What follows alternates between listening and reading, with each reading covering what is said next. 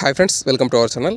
ఈ వీడియోలో మనకు రీసెంట్గా వచ్చినటువంటి ఈ యొక్క పబ్లిక్ ఎగ్జామినేషన్ బిల్ 2024 అనే చట్టం గురించి మనం ఈ వీడియోలో నేర్చుకుందాం. సో మనకు రీసెంట్గా వచ్చినటువంటి చట్టాలన్నీ కూడా మనకు చాలా ఇంపార్టెంట్. రాబోయే ఎగ్జామ్స్లో ఖచ్చితంగా వాటి నుండి క్వశ్చన్ అడిగే ఛాన్స్ ఉంది. సో అందులో భాగంగా మనకు ఈ యొక్క పబ్లిక్ ఎగ్జామినేషన్ బిల్ అనే చట్టం గురించి కూడా మనకు ఖచ్చితంగా క్వశ్చన్ అడిగే ఛాన్స్ ఉంది. కాబట్టి మనం దీని గురించి నేర్చుకుందాం. సో ఏం లేదు, చిన్నగానే ఉంటుంది. సో ఖచ్చితంగా వీడియో లైక్ చేసి ఖచ్చితంగా ఎండ్ వరకు చూడండి. సో ఎండ్ వరకు చూస్తే మీకు అర్థమవుతుంది, ఖచ్చితంగా మార్క్ వచ్చే ఛాన్స్ ఉంది. కాబట్టి ఖచ్చితంగా ఈ వీడియోకి లైక్ చేయండి. సో ఇక లేట్ చేయకుండా వీడియో స్టార్ట్ చేసుకుందాం. సో ఇక్కడ చూడండి, పబ్లిక్ ఎగ్జామినేషన్ బిల్లు 2024ను రాష్ట్రపతి ద్రౌపది ముర్ము ఆమోదించడంతో చట్టంగా మారింది. సో మరి ఈ యొక్క చట్టం అనేది దేని గురించి అంటే, మనకు ప్రభుత్వం నిర్వహించే పరీక్షల్లో పారదర్శకత కోసం ఈ బిల్లును కేంద్రం తీసుకొచ్చింది. ఎందుకు ప్రభుత్వం నిర్వహించే పరీక్షల్లో పారదర్శకత కోసం ఈ యొక్క బిల్లుని ప్రభుత్వం తీసుకురావడం జరిగింది.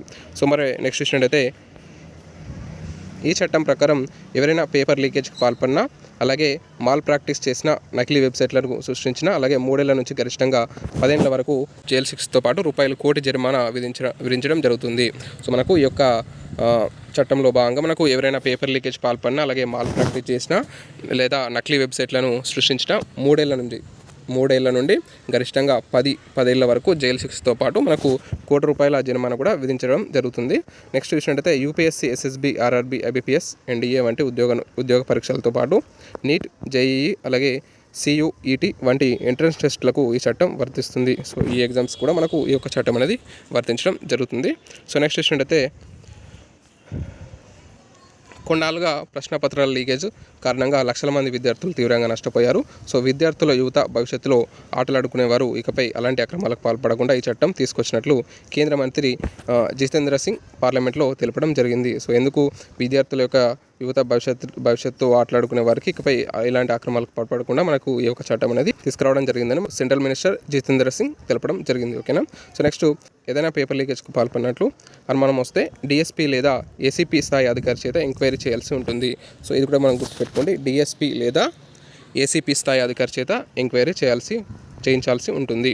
సో నెక్స్ట్ చూసినట్టయితే, అలాగే దర్యాప్తును ఏదైనా కేంద్ర ఏజెన్సీకి అప్పగించే అధికారం కూడా కేంద్రానికి ఉంటుంది. దర్యాప్తును ఏదైనా కేంద్ర ఏజెన్సీకి అప్పగించే అధికారం కూడా ఉండడం జరుగుతుంది. ఈ బిల్లును పేపర్ లీకేజ్తో ముడిపడిన 20 రకాల నేరాలు, అలాగే అక్రమాలకు పాల్పడే వారికి విధించాల్సిన శిక్షల గురించి ఉన్నాయి. సో ఈ బిల్లులో పేపర్ లీకేజ్తో ముడిపడిన 20 రకాల నేరాలు, అలాగే అక్రమాలకు పాల్పడే వారికి విధించాల్సిన శిక్షల గురించి ఉండడం జరిగింది. ఇందులో 20 రకాల నేరాల గురించి కూడా ఈ యొక్క చట్టంలో ఉండడం జరిగింది. మనకు ఇది చాలా ఇంపార్టెంట్. సో ఇందులో మనం ఫస్ట్ ఇక్కడ చూసినట్లయితే, మనకు ఇది రాష్ట్రపతి ద్రౌపది ముర్ము దీన్ని ఆమోదించడంతో మనకి ఇది చట్టంగా మారడం జరిగింది. సో ప్రభుత్వం నిర్వహించే పరీక్షల్లో పారదర్శకత కోసం ఈ యొక్క చట్టాన్ని తీసుకురావడం జరిగింది. ఈ చట్టం కింద మనకు ఎవరైనా మాల్ ప్రాక్టీస్ కానీ, పేపర్ లీకేజ్ కానీ పాల్పడితే వాళ్ళకు గరిష్టంగా 3 ఏళ్ల నుంచి గరిష్టంగా 10 ఏళ్ల వరకు జైలు శిక్ష విధించడం జరుగుతుంది. సో ఇక్కడ మనకు UPSC, SSB, RRB, IBPS, NDA వంటి ఉద్యోగ పరీక్షలు కూడా ఈ యొక్క చట్టం అనేది వర్తిస్తుంది.